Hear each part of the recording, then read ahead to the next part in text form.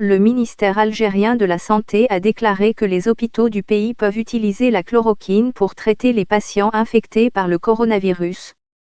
Toutefois, la déclaration précise que le médicament doit être utilisé pour traiter certains cas de Covid-19, conformément à un protocole médical spécifique. La chloroquine est l'un des médicaments antipaludiques les plus anciens et les plus connus, bien qu'elle ne soit plus recommandée dans une grande partie de l'Afrique en raison de la résistance que lui opposent les parasites du paludisme. Dans le traitement des patients atteints de paludisme, le médicament a été utilisé pour réduire la fièvre et l'inflammation.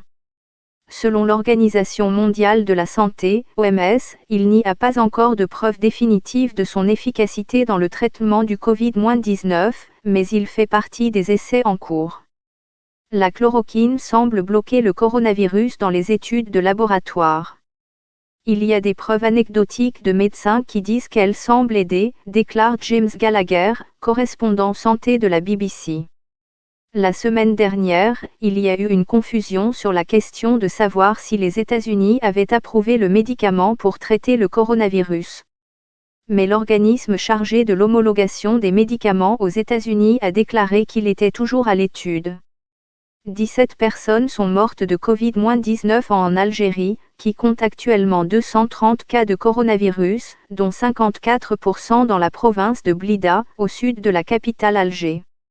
La semaine dernière, le gouvernement a fermé toutes les frontières, interdit les vols et les ferries ainsi que les transports publics entre les villes.